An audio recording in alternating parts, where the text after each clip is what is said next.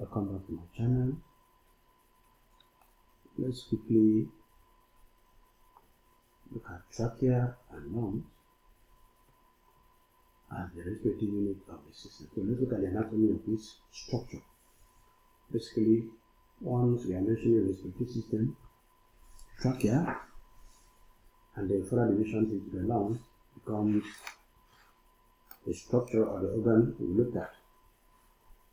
So it is below the larynx, descends trachea about 10 centimeters long, and at the point called carina, it divides to right and left,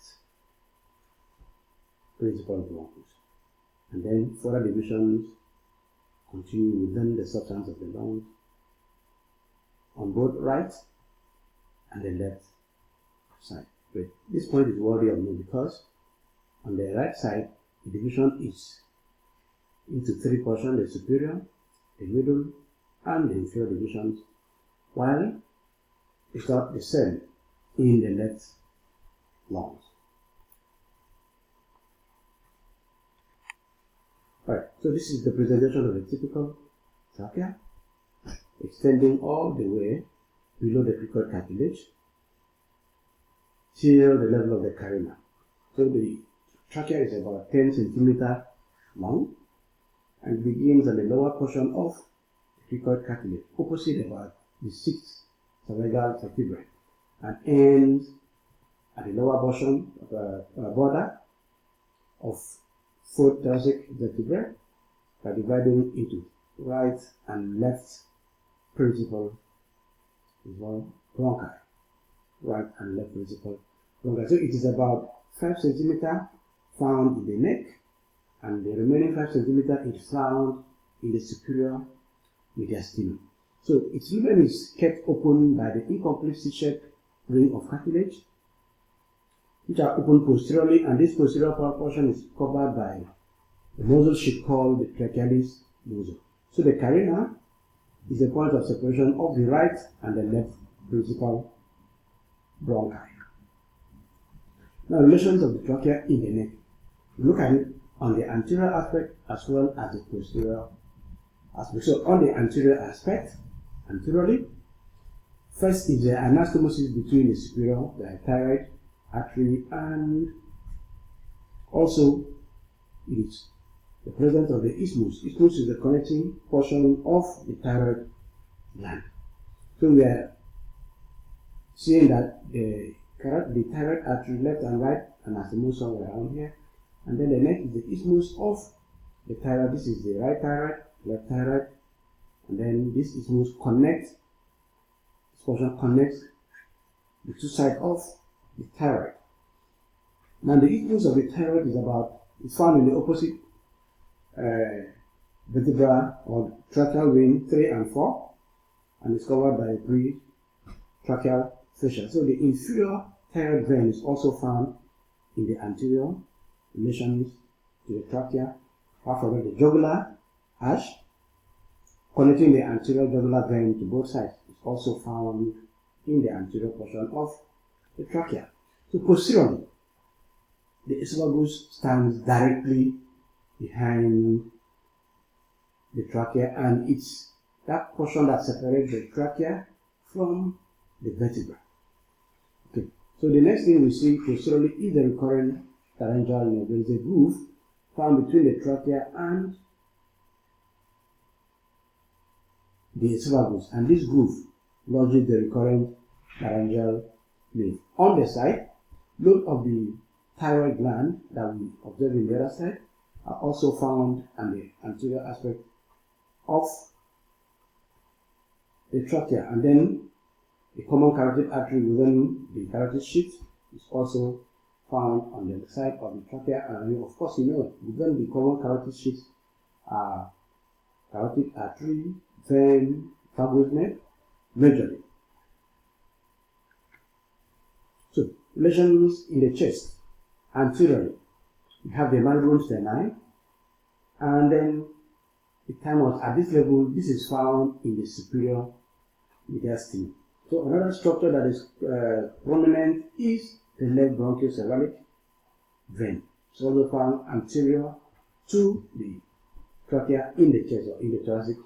Another thing is the arc of the aorta. It's also found anterior to it, and the left common carotid artery are also found in the anterior portion of the trachea. So posteriorly, it is related to the esophagus, as we have established before, and then the recurrent laryngeal nerve is also found on the posterior. I told you that the recurrent laryngeal nerve have a groove between the trachea and the esophagus that it lodges. Alright, so on the right side, we have the right valgus nerve that is not seen the same in the left side. Okay. So another portion is upper part of the bronchocephalic artery is also found here, and then the arc of the vena ascendens is also found, and then the right pleura and the lungs is also found on the right side.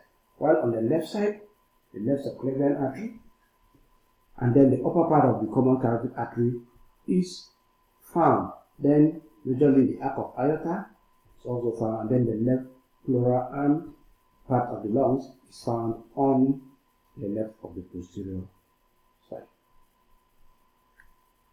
Okay, so let's continue. Looking at trachea, there are structures that passes, some pass behind, some in front, some directly adjacent to the structure it passes. So let's look at the principal bronchus. This portion. It passes to the right behind the right pulmonary artery, having only one bronchial artery. Okay? And then there is a xygoid vein that is finding its way to the superior vena cava. And another point to note is that the right portion of the bronchi, the bronchus, is wider and shorter if you compare in terms of length with the left bronchus. So it is more in line with the trachea than the left side, more in line with the trachea, while the right side rather, more in line with the trachea, while here flattens the way, meaning if there is an object coming down, it may likely find its way to the right because of this slanting orientation of the right bronchus compared to the left. Okay, let's look at the divisions of the right bronchus. Here, it is divided before reaching the hillox of the right lungs into two divisions. One, we call it the epiarterial bronchial or bronchus, which is above the pulmonary artery. Okay, and it passes to the upper lobe. Remember the upper lobe of the lung, and then the other part below this landmark, the right pulmonary artery, is called the hyperarterial bronchus. So this is found below the pulmonary artery and it continues to enter the middle and the lower lobes of the lung. And inside the lung, the two sides, the two other bronchus, keep dividing into smaller units and continue to take care of the bronchopulmonary segment. Alright, so on the left principal bronchus, which is this portion, it is longer, narrower, and more horizontal. So it has two bronchial arteries on its posterior surface. Okay? Now the aorta, or the aortic arch, curves above its origin. So it crosses into the front of the esophagus and descends on the aorta. The left pulmonary artery runs on the first in front, then above the bronchus. So this is basically the presentation. This is the artery or the trachea, and then the esophagus directly behind, and then the left recurrent laryngeal that lodges in the groove between the trachea and esophagus. So let's look at the further divisions of the left bronchus. Okay? The left bronchus. Now, note that inside the lungs, it gives one the upper portion, upper division, and then this division enters the upper lobe of the lung, and then it continues downward, backward, and lateral to make sure it meets with the lower lobe of the left lung. So this division gives off 3 branches further to handle the bronchopulmonary segment. Now, also another important point here that the wall of the bronchus contains pairs of cartilages. However, terminal bronchioles are devoid of cartilage and they are called the respiratory bronchioles. So this division continues.